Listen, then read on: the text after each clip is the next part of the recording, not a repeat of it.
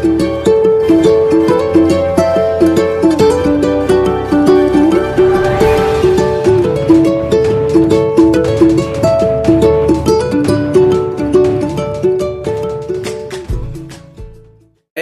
Of medical education నుంచి notifications అయితే release అవుతున్నాయి.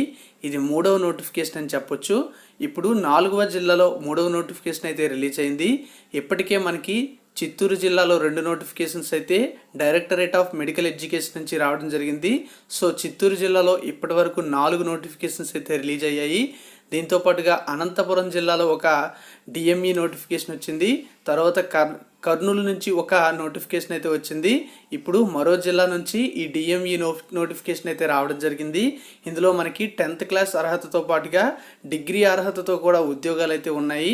10th క్లాస్ అంటే ఎఫ్ఎన్ఓ ఎంఎన్ఓ ఉద్యోగాలు, దీంతో పాటుగా మిగతా ఉద్యోగాలు కూడా ఉన్నాయి. దీనికి కూడా మీరు రిజిస్టర్డ్ పోస్ట్లో అయితే మీరు పంపించవచ్చు అప్లికేషన్ని. ఇక్కడ కూడా ఖాళీలు అయితే ఎక్కువగా ఉన్నాయి. ముఖ్యంగా చెప్పాలంటే స్టాఫ్ నర్స్ ఉద్యోగాలు అయితే భారీగా ఉన్నాయి. పూర్తి వివరాలు అనేవి ఈ వీడియోలో చెప్తాను. వీడియోని స్కిప్ చేయకుండా ఎండ్ వరకు కూడా చూడండి. ఖచ్చితంగా వీడియోని ప్రతి ఒక్కరూ మీ యొక్క వాట్సాప్ లేదా ఫేస్బుక్ గ్రూప్లో అయితే షేర్ చేయండి. ఇలా షేర్ చేస్తేనే నాకు మీరు సపోర్ట్ చేసినట్టు. ఖచ్చితంగా లైక్ చేసి సపోర్ట్ చేయండి. అదేవిధంగా వీడియోని అట్లీస్ట్ 1 వాట్సాప్ గ్రూప్లో అయితే షేర్ చేయండి. ఇలా ఎంతమంది షేర్ చేస్తున్నారు అనేది కింద కామెంట్లో తెలియజేయండి. అదేవిధంగా మీరు ఏ జిల్లాకు సంబంధించి ఇప్పటి వరకు అప్లై చేసుకున్నారు, ఏ పోస్టులకి అనే వివరాలు కూడా తెలియజేయండి. దానికి సంబంధించి ఏవైనా అప్డేట్స్ వస్తే మీకు ఖచ్చితంగా అప్డేట్ అయితే ఇస్తూ ఉంటాను. ఇక పూర్తి వివరాల్లోకి వెళ్ళిపోయే ముందు ఇంతవరకు కూడా మన ఛానల్ని ఎవరైనా సరే సబ్స్క్రైబ్ చేసుకోకపోతే ఇలాంటి అప్డేట్స్ కోసం ఖచ్చితంగా సబ్స్క్రైబ్ చేసుకుని పక్కన వచ్చే బెల్ ఐకాన్ని యాక్టివేట్ చేసుకోండి. ఫ్రెండ్స్, ఈ నోటిఫికేషన్ మనకి government General Hospital Kakinada east Godavari జిల్లా నుంచి రిలీజ్ చేయడం జరిగింది. డేట్ చూడొచ్చు, మనకి జూలై 8, 2020న రిలీజ్ చేసినట్టుగా మనకి ఇక్కడ వివరాలు అయితే ఇవ్వడం జరిగింది. ఈ రిక్రూట్మెంట్ నోటిఫికేషన్కి సంబంధించి వేకెన్సీస్ వివరాలని మనం చూసుకుంటే ఇందులో కాంట్రాక్ట్ బేసిస్ మరియు అవుట్సోర్సింగ్ విధానంలోనే వీటన్నింటినీ కూడా భర్తీ చేయడం జరుగుతుంది. ఇక్కడ వేకెన్సీస్ యొక్క వివరాలు చూస్తే చైల్డ్ సైకాలజిస్ట్ పోస్ట్ అనేది ఒకటి ఉంది. దీనికి రెమ్యునరేషన్ అనేది 49,520 రూపాయలు. నెక్స్ట్ రిసెప్షనిస్ట్ కమ్ క్లర్క్ పోస్టులు 3 ఉన్నాయి. 22,387 రూపాయలు రెమ్యునరేషను. స్టాఫ్ నర్సెస్ ఉద్యోగాలు అయితే ముందుగా చెప్పాను కదా భారీగా ఉన్నాయని. 250 + 28 అంటే 278 వేకెన్సీస్ అయితే ఉన్నాయి. 34,000 రూపాయల రెమ్యునరేషన్ అయితే ఇవ్వడం జరుగుతుంది. ల్యాబ్ టెక్నీషియన్ పోస్టులు 4 ఉన్నాయి. 28,000 రూపాయల రెమ్యునరేషను. ఫార్మసిస్ట్ పోస్టులు 2 ఉన్నాయి. 28,000 రెమ్యునరేషను. డార్క్ రూమ్ అసిస్టెంట్ ఉద్యోగాలు 1 ఉంది. 24,421 రూపాయలు. ఆపరేషన్ థియేటర్ అసిస్టెంట్ పోస్టులు 2 ఉన్నాయి. 14,250 రూపాయల remuneration. Male nursing orderly and female nursing orderly 2 కూడా 10 ఉన్నాయి. వీటికి 12,000 రూపాయల చొప్పున అయితే రెమ్యునరేషన్ ఇస్తున్నట్టుగా చెప్పడం జరిగింది. Operation theatre assistant, male nursing orderly, female nursing orderly ఇవన్నీ కూడా అవుట్సోర్సింగ్ విధానంలోనూ, మిగతా పోస్టులన్నీ కూడా కాంట్రాక్ట్ బేసిస్ విధానంలోనూ భర్తీ చేస్తున్నారు. దీనికి సంబంధించి పోస్టుల సంఖ్య పెంచడంలో కానీ తగ్గించడంలో కానీ డిస్ట్రిక్ట్ సెలక్షన్ కమిటీకి అన్ని అధికారాలు కూడా ఉంటాయి. Subject to condition the remuneration will be increased or decreased as per the instructions of the government or head of the department. అంటే ఈ రెమ్యునరేషన్ కూడా పెంచే అవకాశం లేదా తగ్గించే అవకాశం కూడా గవర్నమెంట్ యొక్క డెసిజన్ లేదా హెడ్ ఆఫ్ ది డిపార్ట్మెంట్ యొక్క డెసిజన్పై ఆధారపడి ఉంటుంది. ఇక్కడ సెలక్షన్ కమిటీలో ఎవరు ఉంటారు అనేది కూడా మనకి ఇవ్వడం జరిగింది. చైర్పర్సన్గా ఈస్ట్ గోదావరి జిల్లా యొక్క కలెక్టర్ గారు ఉంటారు. తర్వాత మెంబర్ కన్వీనర్గా జాయింట్ కలెక్టర్ ఉంటారు. ఆ తర్వాత మెంబర్లుగా 3 ఉంటారు. అందులో superintendent of government General hospital ఒకరు, అదేవిధంగా డిఎంఎండ్హెచ్ఓ ఈస్ట్ గోదావరి కాకినాడ ఒకరు, DCHS east Godavari district Rajamahendravaram వీళ్ళు 3 కూడా మెంబర్లుగా ఉండడం జరుగుతుంది. దీంతో పాటుగా పోస్టుల యొక్క క్వాలిఫికేషన్స్ మనం చూసుకుంటే స్టాఫ్ నర్స్ ఉద్యోగాలకు ఇంటర్మీడియట్తో పాటుగా జిఎన్ఎం కోర్స్ చేసిన వాళ్ళు, దాంతోపాటుగా బీఎస్సీ నర్సింగ్, ఎంఎస్సీ నర్సింగ్ చేసిన వాళ్ళు అప్లై చేసుకోవచ్చు. నర్సింగ్ కౌన్సిల్లో రిజిస్ట్రేషన్ అయితే అడుగుతున్నారు. కంప్యూటర్ నాలెడ్జ్ కూడా ఉండాలి. ల్యాబ్ టెక్నీషియన్ పోస్టులకి క్వాలిఫికేషన్ చూసుకున్నట్లయితే దీనికి ఎస్ఎస్సితో పాటుగా 2 years diploma in medical lab technology course చేసిన వాళ్ళు అప్లై చేసుకోవచ్చు, లేదా బీఎస్సీలో ఎంఎల్టీ కోర్స్ చేసిన వాళ్ళు అప్లై చేసుకోవచ్చు, లేదా బీఎస్సీలో బీజెడ్సీ చేసి ఫస్ట్ క్లాస్లో పాస్ అయ్యి, లేదా బీఎస్సీలో లైఫ్ సైన్సెస్ చేసి ఫస్ట్ క్లాస్లో పాస్ అయ్యి PG diploma in MLT course చేసిన వాళ్ళు అప్లై చేసుకోవచ్చు, PG diploma in clinical biochemistry చేసిన వాళ్ళు అప్లై చేసుకోవచ్చు, లేదా diploma in transfusion medical technology course చేసిన వాళ్ళు అప్లై చేసుకోవచ్చు. దీంతో పాటుగా intermediate vocational course in MLT, దీంతో పాటుగా 1 year క్లినికల్ ట్రైనింగ్ అయితే ఉండాలి. ఇంటర్మీడియట్లో వొకేషనల్ కోర్స్లో ఎంఎల్టీ చేస్తే 1 year క్లినికల్ ట్రైనింగ్ అయినా అప్రెంటిస్ ట్రైనింగ్ అయినా చేసి ఉండాలి. అంతేకాకుండా ఏవైతే ఇప్పుడు మనం కోర్సు చేసి చెప్పామో అవన్నీ కూడా రిజిస్ట్రేషన్ అయితే తప్పనిసరి. పారామెడికల్ బోర్డులో కంప్యూటర్ నాలెడ్జ్ కూడా అడుగుతున్నారు. ఈ కోర్సెస్తో పాటుగా చైల్డ్ సైకాలజిస్ట్ పోస్ట్కి క్వాలిఫికేషన్ చూసుకుంటే must process a degree of MA psychology అడిగారు. అంతేకాకుండా institution recognised by the University Grants Commission and or and equivalent qualification, అంటే దానికి సమానమైనటువంటి అర్హత ఏదైనా ఉంటే అది కూడా అప్లై చేసుకోవచ్చు. Must process a PG diploma in child psychology and family relations of a university recognised by the University Grants Commission or MEd or BEd అని కూడా మనకి ఇక్కడ క్లియర్గా మెన్షన్ చేయడం జరిగింది. రిసెప్షనిస్ట్ క్లర్క్ ఉద్యోగాలకైతే ఎనీ డిగ్రీ వాళ్ళు అప్లై చేసుకోవచ్చు. పీజీడీసీఎస్ సర్టిఫికేట్ అనేది ఉండాలి. దీంతో పాటుగా వర్కింగ్ నాలెడ్జ్ అనేది English, Hindi, Telugu and any other regional language అయితే ఉండాలని చెప్పడం జరిగింది. ఫార్మసిస్ట్ పోస్టులకి డిఫార్మసీ, బీఫార్మసీ చేసిన వాళ్ళు అప్లై చేసుకోవచ్చు. ఫార్మసీ కౌన్సిల్లో రిజిస్ట్రేషన్ అయితే అడుగుతున్నారు. డార్క్ రూమ్ అసిస్టెంట్ ఉద్యోగాలకు చూసుకున్నట్లయితే certificate of having successfully completed the training course for dark room assistant అని అడగడం జరిగింది. అంటే డార్క్ రూమ్ అసిస్టెంట్లో ఎవరైతే సర్టిఫికేట్ కోర్స్ చేస్తారో వాళ్ళు అప్లై చేసుకోవచ్చు. Provided that preference shall be given to the candidates who have passed CRA exam ఎవరైతే pass అవుతారో వాళ్ళకి ప్రిఫరెన్స్ అనేది ఇస్తాం కూడా చెప్పడం జరిగింది. ఇక theatre assistant, male nursing orderly అంటే ఎంఎన్ఓ, ఎఫ్ఎన్ఓ ఉద్యోగాలకి చూసుకున్నట్లయితే మనకి 10th క్లాస్తో పాటుగా ఫస్ట్ ఎయిడ్ సర్టిఫికేట్ అయితే అడిగారు. అయితే థియేటర్ అసిస్టెంట్కి 5 years ఎక్స్పీరియన్స్ అయితే అడగడం జరిగింది. మేల్ నర్సింగ్ ఆర్డర్లీ అదేవిధంగా ఫిమేల్ నర్సింగ్ ఆర్డర్లీ ఉద్యోగాలకు మాత్రం ఓన్లీ ఫస్ట్ ఎయిడ్ సర్టిఫికేట్ అయితే 10th క్లాస్తో పాటుగా ఉండాలని చెప్పారు. అయితే కొన్ని జిల్లాల్లో మాత్రం ఓన్లీ 10th క్లాస్ కూడా అడుగుతున్నారు. కాబట్టి మీరు అప్లై చేసుకోవడానికి అయితే ట్రై చేయండి. వాళ్ళు లేకపోతే మీకు ఛాన్స్ ఇచ్చే అవకాశం అయితే ఉంటుంది.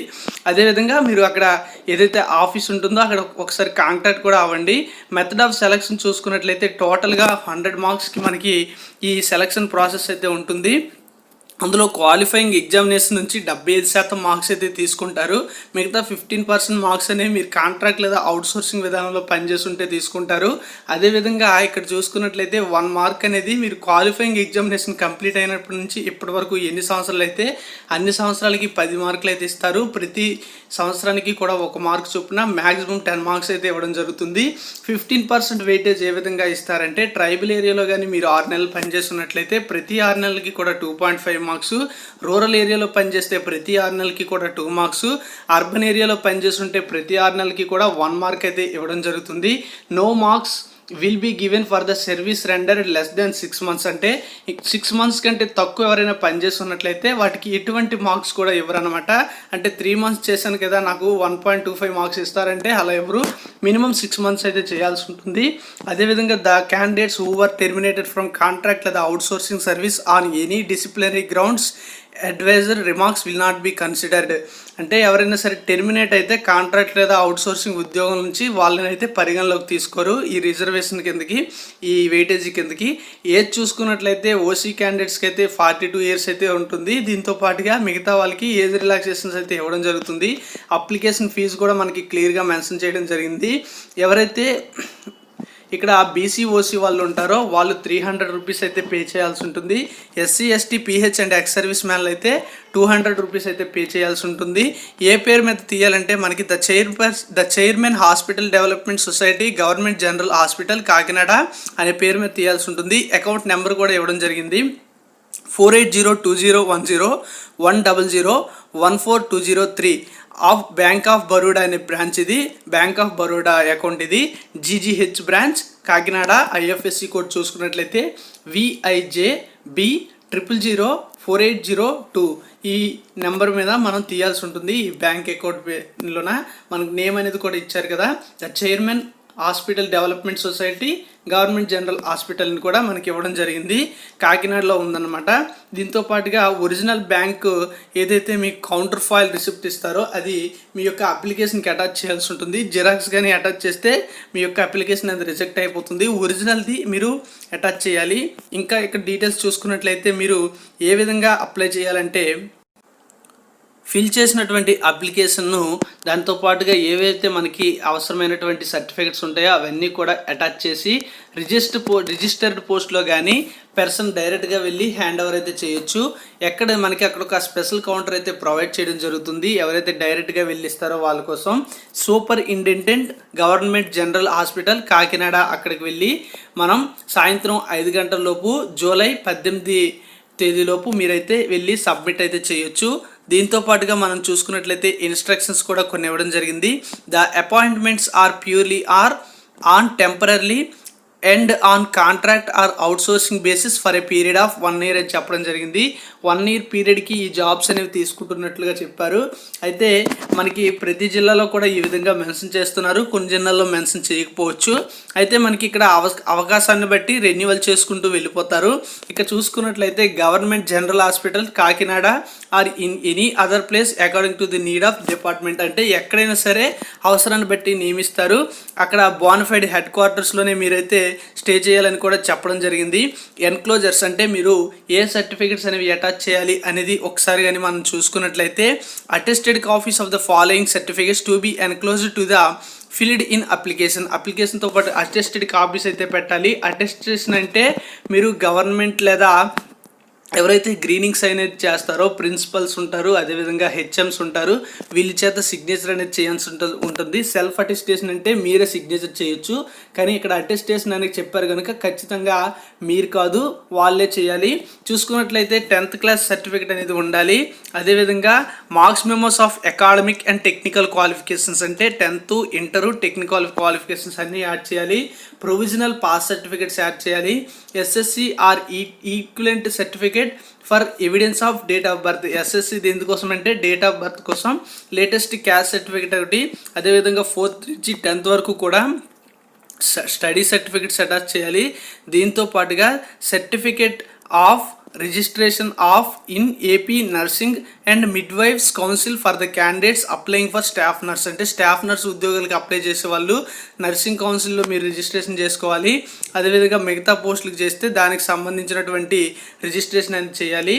దీంతో పాటుగా మీరు కానీ ఆల్రెడీ మీరు పనిచేస్తున్నట్లయితే అదేవిధంగా దానికి సంబంధించినటువంటి ఏదైతే ఉంటుందో ఆ సర్టిఫికెట్ కూడా మనకి ఎక్స్పీరియన్స్ సర్టిఫికెట్ అనేది అటాచ్ చేయాలి.